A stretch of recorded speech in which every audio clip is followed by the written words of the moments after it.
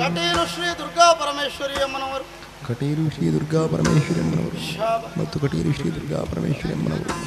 ಯಾ ದೇವಿ ಸರ್ವಭೂತೇಷು ಮಾತೃರೂಪೇಣ ಸಂಸ್ಥಿತ.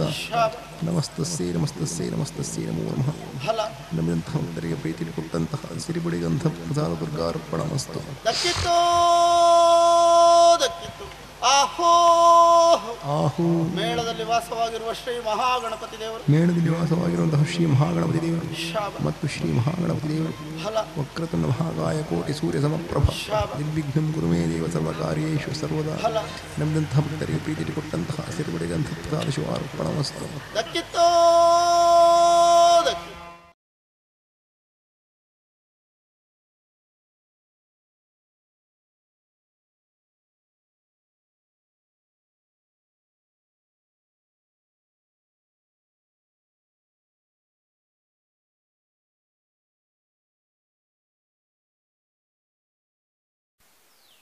ಬಹುಶಃ ಕಲಾಮಾತೆ ನನಗೆ ಪ್ರೇರಣೆ ಒದಗಿಸಿದ್ದಿರಬೇಕು.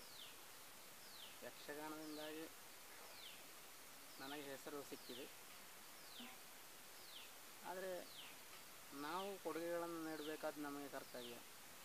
ಕಲಾವಿದನಾಗಿ ಯಕ್ಷಗಾನದಿಂದ ಪಡ್ಕೊಳ್ಳೋದು ಮಾತ್ರ ಅಲ್ಲ, ಕಲಾಮಾತೆಯ ಸೇವೆಯನ್ನು ಮಾಡಬೇಕಾದ್ದು ನಾನು ಅಂತಲ್ಲ, ಪ್ರತಿಯೊಬ್ಬ ಕಲಾವಿದನ ಕರ್ತವ್ಯವೂ ಹೌದದು. ಆ ನಿಟ್ಟಿನಲ್ಲಿ ನಾನು ಈ ಪುಸ್ತಕಗಳನ್ನು ಬರೆಯುವುದಕ್ಕೆ ಯೋಚಿಸಿದ್ದೆ.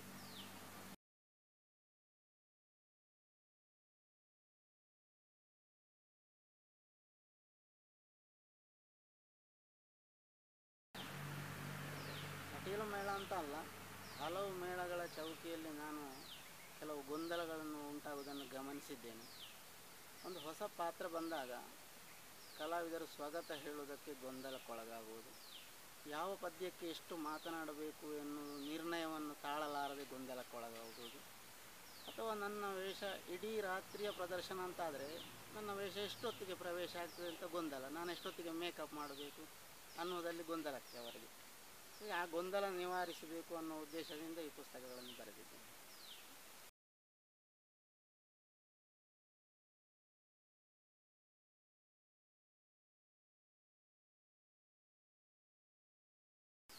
ತೊಡಕುಗಳು ಏನು ಉಂಟಾಗಲಿಲ್ಲ.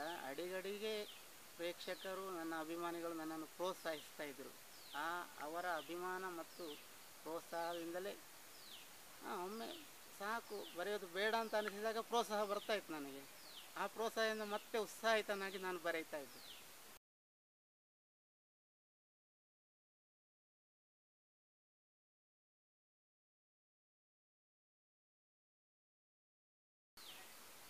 ಮೂರು ವರ್ಷಗಳ ನಿರಂತರ ಪ್ರಯತ್ನದಿಂದ ಈಗ ಆ ಪ್ರಯತ್ನವೇ 2 ಪುಸ್ತಕಗಳ ರೂಪದಲ್ಲಿ ಹೊರಗೆ ಬರ್ತಾ ಇದೆ.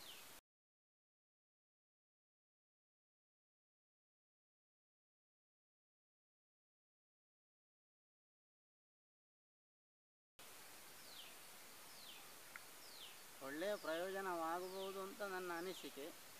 ಮತ್ತು ಸಮಯವೇ ಅದಕ್ಕೆ ಉತ್ತರಿಸಬೇಕು, ಕಾದು ನೋಡಬೇಕು ನಾವು. ಆಮೇಲೆ ಆಶಾಭಾವನೆ ಉಂಟು, ಉಪಯೋಗ ಆಗಬಹುದು ಅಂತ ಹೇಳಿ. ಯಾಕೆಂದರೆ ಒಂದು ಪದ್ಯಕ್ಕೆ ಎಷ್ಟು ಮಾತಾಡಬೇಕು, ಏನನ್ನು ಮಾತನಾಡಬೇಕು, ಹೇಗೆ ಮಾತನಾಡಬೇಕು ಅನ್ನೋದು ಸ್ಪಷ್ಟವಾಗಿ ಇದನ್ನು ಓದಿದಾಗ ಅವರಿಗೆ ಗೊತ್ತಾಗಬಹುದು. ಆಮೇಲೆ ಎಷ್ಟೊತ್ತಿಗೆ ನಾನು ರಂಗಕ್ಕೆ ಪ್ರವೇಶ ಆಗೋದಕ್ಕೆ ಸಿದ್ಧನಾಗಬೇಕು ಅನ್ನೋದನ್ನು ತಿಳಿದುಕೊಳ್ಳಲಿಕ್ಕಾಗ್ತದೆ. ಆಮೇಲೆ ಕಥೆಯ ಸಂಪೂರ್ಣ ನಡೆಯು ಅರಿಯುವುದಕ್ಕೆ ಸಾಧ್ಯ ಪ್ರತಿಯೊಬ್ಬ ಕಲಾವಿದನಿಗೂ ಕೂಡ. ಕೇವಲ ಕಲಾವಿದನಿಗೆ ಮಾತ್ರ ಅಲ್ಲ, ಪ್ರೇಕ್ಷಕನಿಗೂ ಈ ಪುಸ್ತಕ ಉಪಯೋಗ ಆಗಬಹುದು ಅಂತ ನನ್ನ ಭಾವನೆ. ಯಾಕೆಂದರೆ ಪ್ರೇಕ್ಷಕರಿಗೆ ಇಷ್ಟು ಪ್ರಸಂಗಗಳಿವೆ ಅಂತ ಆಶ್ಚರ್ಯಪಡುವ ಹಾಗೆ ಈ ಪುಸ್ತಕ ತಿಳಿಸ್ಬೋದು ಅವರಿಗೆ ಅನ್ನೋದು ಭಾವನೆ ನನಗೆ. ಕಲಾವಿದರಿಗೂ ಪ್ರೇಕ್ಷಕರಿಗೂ ಸಮಾನ ರೀತಿಯಲ್ಲಿ ಇದರ ಉಪಯೋಗವನ್ನು ಪಡ್ಕೊಳ್ಬಹುದು ಅಂತ ನನ್ನ ಭಾವನೆ. ಈಗ ಮೇಳದ ಪ್ರಸಂಗಗಳನ್ನು ಆಡಿಸುವಾಗ ಆಡಿಸುವವರಿಗೂ ಅನುಕೂಲ ಆಗ್ಬೋದು. ಇಷ್ಟು ಪ್ರಸಂಗಗಳುಂಟು, ಇದರಲ್ಲಿ ಯಾವುದಾದ್ರೂ ಒಂದು ಪ್ರಸಂಗವನ್ನು ನಾವು ಸೆಲೆಕ್ಟ್ ಮಾಡಿ ಆಡಿಸೋಣ ಅನ್ನೋ ಹಾಗೆ ಅವರಿಗೆ ಉಪಯೋಗ ಆಗ್ಬೋದು. ಕಲಾವಿದರಿಗೂ ಹಾಗೆ, ಮಳೆಗಾಲದಲ್ಲಿಯೂ ಕೂಡ ಇದನ್ನು ನೋಡುತ್ತಾ ಬೇಸಿಗೆಯ ತಿರುಗಾಟಕ್ಕೆ ತಾನು ಸಿದ್ಧನಾಗಿ ಬರುವುದಕ್ಕೆ ಈ ಪುಸ್ತಕ ಸಹಕಾರಿಯಾಗಬಹುದು ಅಂತ ನನ್ನ ಭಾವನೆ.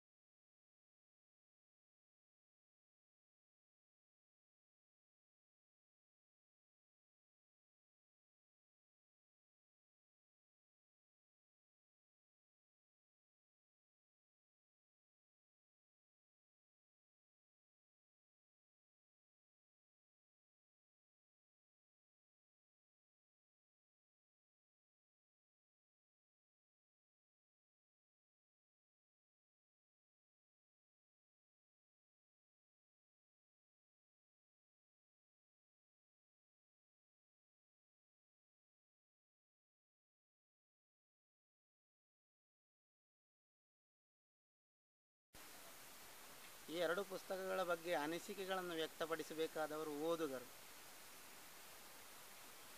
ಕಲೆ ದೊಡ್ಡದು, ಪ್ರೇಕ್ಷಕರು ದೊಡ್ಡವರು. ಕಲಾವಿದ ಯಾವತ್ತೂ ಚಿಕ್ಕವನೇ. ಪ್ರೇಕ್ಷಕರ ಅಭಿಪ್ರಾಯಗಳನ್ನು ನಾವು ಶಿರವಾಗಿ ಒಪ್ಪಿಕೊಳ್ಳಬೇಕು. ಯಾಕೆಂದರೆ ನಾವು ಪ್ರೇಕ್ಷಕರನ್ನು ಸಭಾಸದರು ಅಂತ ಸಂಬೋಧಿಸ್ತೇವೆ. ಬುದ್ಧಿವಂತರೇ ಎಲ್ಲರೂ ಇರೋದು. ಯಾರು ತಪ್ಪು ಮಾಡಿದರು, ಯಾರು ಒಳ್ಳೆಯದು ಮಾಡಿದರು, ಕೆಲವರು ಮನಬಿಚ್ಚಿ ಹೇಳ್ತಾರೆ, ಕೆಲವರು ಹೇಳೋದಿಲ್ಲ, ಮನಸ್ಸಿನಲ್ಲೇ ಇಟ್ಟುಕೊಳ್ತಾರೆ. ಹಾಗೆ ಅನಿಸಿಕೆಗಳನ್ನು ಪುಸ್ತಕಗಳ ಬಗ್ಗೆ ವ್ಯಕ್ತಪಡಿಸಬೇಕಾದವರು ಓದುಗರು. ಓದುಗರ ಅನಿಸಿಕೆಗಳನ್ನು ಒಬ್ಬ ಕಲಾವಿದನಾಗಿ ನಾನು ಶಿರವಾಗಿ ಸ್ವೀಕರಿಸ್ತೇನೆ.